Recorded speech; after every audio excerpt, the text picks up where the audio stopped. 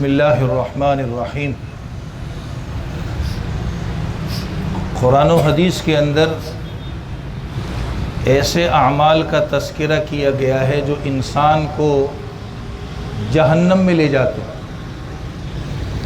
اس پر علماء نے کئی کتابیں بھی لکھی ہیں۔ جب علماء قرآن و حدیث سے ان اعمال کو نکالتے ہیں جو انسان کو جہنم کے اندر لے جاتے ہیں، اس میں سب سے پہلا جو عمل نقل کیا جاتا ہے وہ ہے شرک کا۔ شرک ماشاءاللہ سب جانتے ہیں، اللہ سے ہٹ کر کسی غیر کو سجدہ کرنا یہ شرک ہے، اور یہ اللہ کو پسند نہیں ہے۔ اور قرآن کریم میں پروردگار نے اس کا اعلان کر دیا ہے، پارے 5 کے اندر ہے، اللہ سب گناہ معاف کر دیں گے سوائے شرک کے۔ ان اللہ لا یغفر ان یشرک بہ ویغفر ما دون ذلک لمن یشاء۔ عام طور پر آدمی یہ تو جانتا ہے کہ شرک کیا چیز ہے، اور ماشاءاللہ جو جانتے ہیں وہ بچنے کی کوشش بھی کرتے ہیں کہ اللہ کو پسند نہیں ہے یہ۔ اور قرآن کریم میں پروردگار نے اس کی بڑی مذمت بیان کی ہے، بہت برائی بیان کی ہے۔ لیکن اس شرک کے زمرے کے اندر ایک چھوٹا شرک بھی بیان کیا جاتا ہے، آج اس پر بات کرتے ہیں۔ اس چھوٹے شرک کو کہا جاتا ہے ریاکاری۔ ہمارے آسان الفاظ میں اس کو کہتے ہیں دکھلاوا، شہرت۔ کتابوں میں جب اس کو بیان کرتے ہیں تو اردو کے آسان الفاظ میں سمجھانے کے لیے بعض لوگ یوں لکھتے ہیں، کوئی آدمی اچھا کام اس لیے کرے کہ اس کو دنیا کا فائدہ ہو جائے۔ کوئی آدمی اچھا کام اس لیے کرے کہ اس کو دنیا کا کوئی فائدہ ہو جائے، مال مل جائے، نہیں تو دوسری صورت یہ ہے کہ اس کی شہرت ہو جائے، یہ بھی نہیں تو تیسری چیز یہ ہے کہ لوگوں کی زبان پر اس کی واہ واہ ہو جائے۔ اس کو ریاکاری کہتے ہیں۔ ریاکاری کے ساتھ اعمال کرنا اللہ کو پسند نہیں ہے۔ اسی لیے پروردگار نے سورہ بقرہ میں اس ریاکاری کی ایک مثال دے کے سمجھایا، اگرچہ اس کا تعلق مال خرچ کرنے کے ساتھ ہے لیکن اس میں ریاکاری موجود ہے۔ اللہ فرماتے ہیں یا ایھا الذین آمنوا لا تبطلوا صدقاتکم بالمن والاذی۔ ایک آدمی ترجمہ نہیں کرتا، میں سمجھا رہا ہوں اپنے الفاظ میں تاکہ یہ آیت سمجھ آ جائے۔ فرمایا ایمان والو، جو تم نے راہ خدا میں دیا ہے نا، صدقہ کیا ہے، خرچ کیا ہے، اس کو برباد مت کرو۔ برباد کرنے کی صورت کیا ہے؟ بالمن والاذی۔ جس کو دیا اس کے سامنے بھی احسان جتلا رہا ہے، دیکھ میں نے یہ کیا، دیکھ میں نے یہ کیا، تیرے لیے یہ کیا۔ یہ نہیں، لوگوں کو بتاتا ہے میں نے اس کو زکوٰۃ دی ہے، یہ زکوٰۃ مانگتا پھر رہا ہے، یہ ایسا ہے، یہ ویسا ہے، یہ فلانا ہے۔ ظاہر بات ہے جب میں تیسرے، چوتھے، 5ویں سے اس کو بیان کروں گا، جس کو میں نے دیا ہے یہ بات تو اس کے پاس جائے گی، اس کو دل کو کتنی تکلیف پہنچے گی۔ اس کو قرآن نے کہا بالمن والاذی۔ یہ تو اللہ نے ایک صورت بیان کی، اب وہ ریاکاری کی صورت اس کے بعد ہے۔ فرمایا کالذی ينفق مالہ رئاء الناس۔ اس کا خرچ کرنا ایسے ہے جیسے لوگوں کو دکھلانا۔ اور اس کے بعد پروردگار نے اس کی صورت کیسی بیان کی؟ ایک چٹان ہو، ایک چٹان ہو، اس چٹان کے اوپر دھول ہو، دھول، مٹی، غبار، وہ اٹ جاتی ہے، اس کے اوپر جم جاتی ہے مٹی، بہت ساری چیزوں پہ جم جاتی ہے مٹی۔ اب پروردگار نے بارش برسا دی، فَمَثَلُهُ كَمَثَلِ صَفْوَانَ، صفوان چٹان کو کہتے ہیں، علیہ تراب، جس کے اوپر غبار، مٹی، دھول ہو۔ اب کیا ہوا؟ اللہ تعالیٰ نے میہ برسایا، بارش برسا دی۔ اب جب بارش برسائی تو اس چٹان کے اوپر سے ساری دھول ختم ہو گئی، مٹی ختم ہو گئی، وہ چٹان ہی باقی رہ گئی۔ کہا ریاکاری کی صورت بھی ایسی ہے۔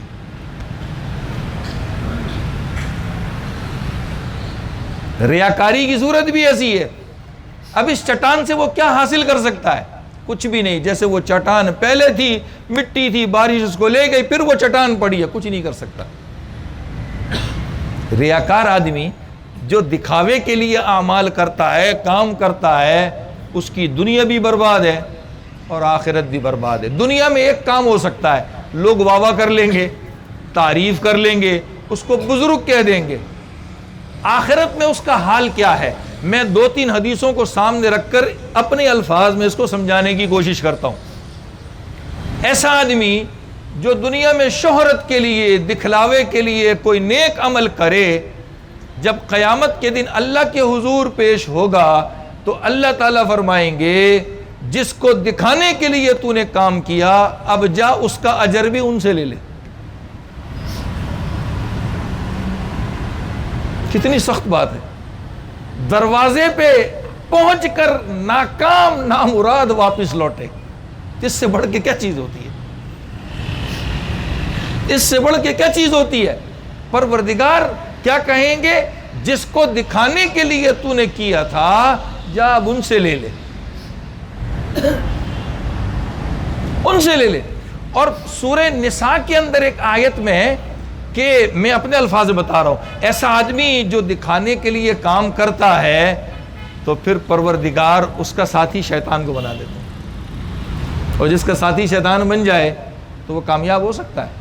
کبھی بھی نہیں ہو سکتا۔ یاد رکھیے، جو کام شریعت نے جیسے ہم پر لاگو کیے ہیں وہ ہم چھپانے سے بھی نہیں چھپا سکتے، اس میں ریاکاری ہوتی ہی نہیں ہے۔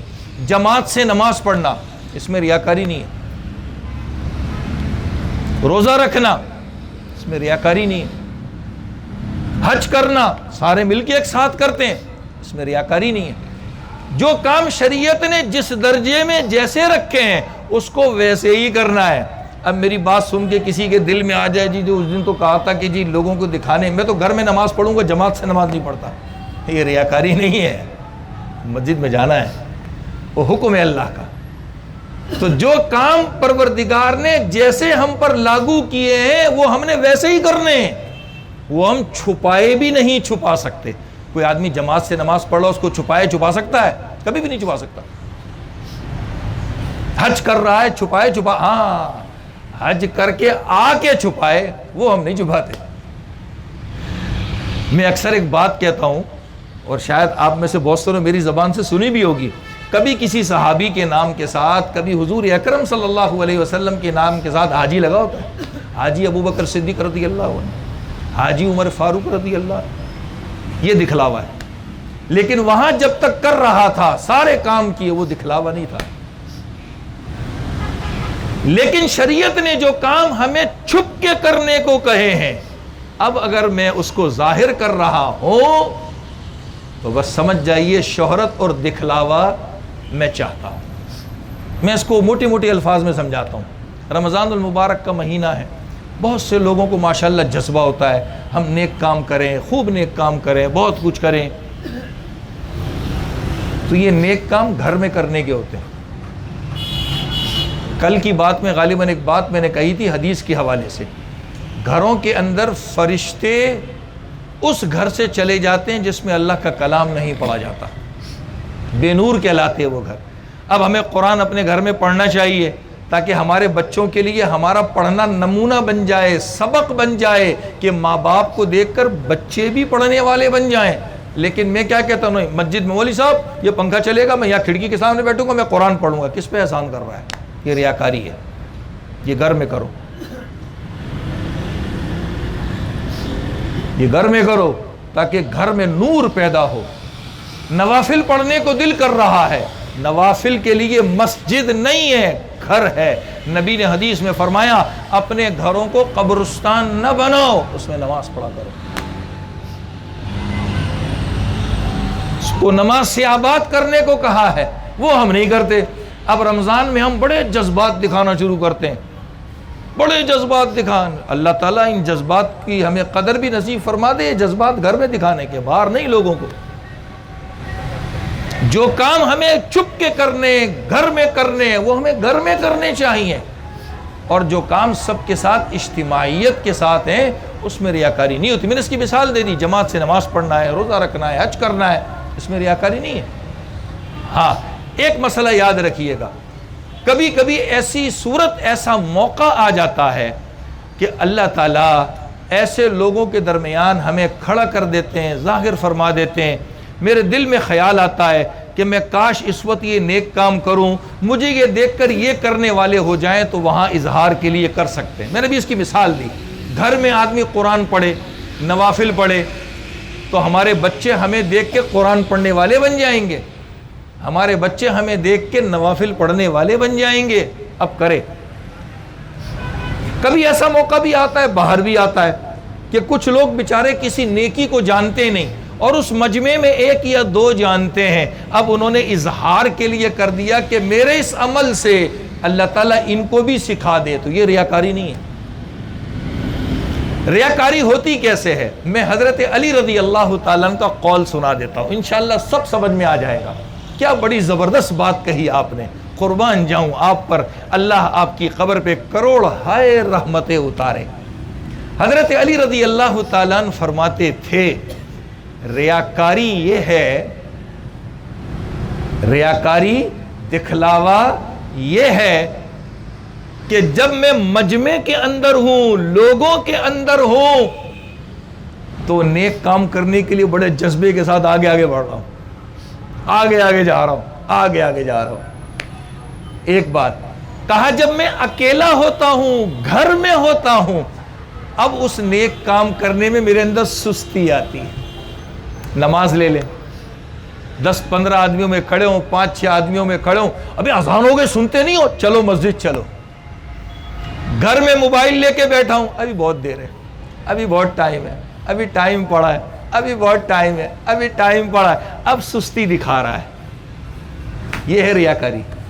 ابھی ایک چیز باقی ہے، یہ 2 باتیں پہلے سمجھ لیں۔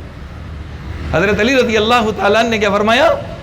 فرماتے ہیں جب لوگوں کے ساتھ ہو تو نیکی کا بڑا جذبہ ہوتا ہے، آگے آگے بڑھتا ہے، آگے آگے بڑھتا ہے، لیکن وہی عمل کرنے کے لیے جب اکیلا ہو، جیسے گھر میں کوئی نہیں دیکھ رہا، اب اپنے اندر سستی پیدا کر لیتا ہے۔ ابھی تو بہت ٹائم ہے، ابھی کرتا ہوں، ابھی اٹھتا ہوں، ابھی کرتا ہوں، ابھی اٹھتا ہوں۔ یہ ریاکاری ہے۔ 2 باتیں ہو گئی۔ تیسری بات آپ نے فرمائی، جب کوئی ایسا جذبے سے کام کرنے کے لیے آگے بڑھ رہا ہے، جا رہا ہے، اگر کسی نے تعریف کر دی تو بڑا خوش ہو جاتا ہے۔ یہ بڑی خطرناک بات ہے۔ کسی نے تعریف کر دی، واہ یار کیا آپ نے ماشاءاللہ، تو خوش ہو جاتا ہے۔ لیکن اسی عمل کے اندر اگر کسی نے اس کی برائی کر دی تو ناراض ہو جاتا ہے، وہ کام ہی چھوڑ دیتا ہے۔ کیسی عجیب بات کہی آپ نے۔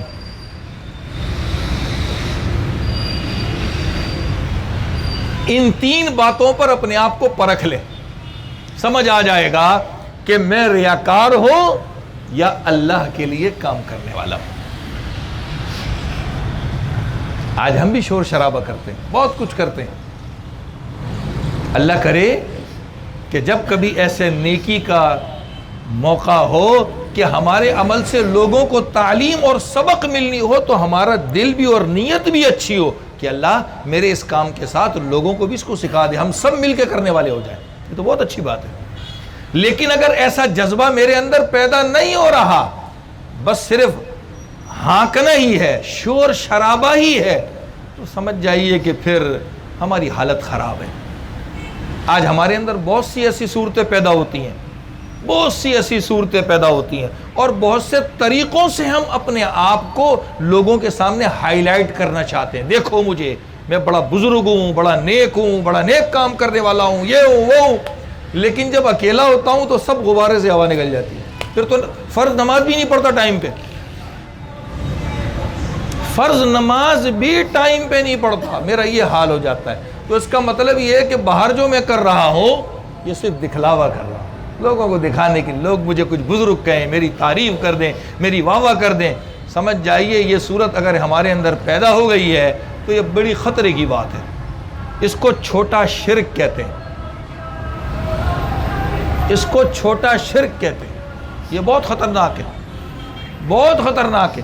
یہ انسان کی دنیا بھی برباد کر دیتا ہے، آخرت بھی برباد کر دیتا ہے۔ اور یہ ریاکاری، دکھلاوا اور شہرت کے لیے کام کرنا، یہ انسان کو جہنم میں لے جاتا ہے۔ اللہ تعالی ہم سب کی حفاظت فرما دے۔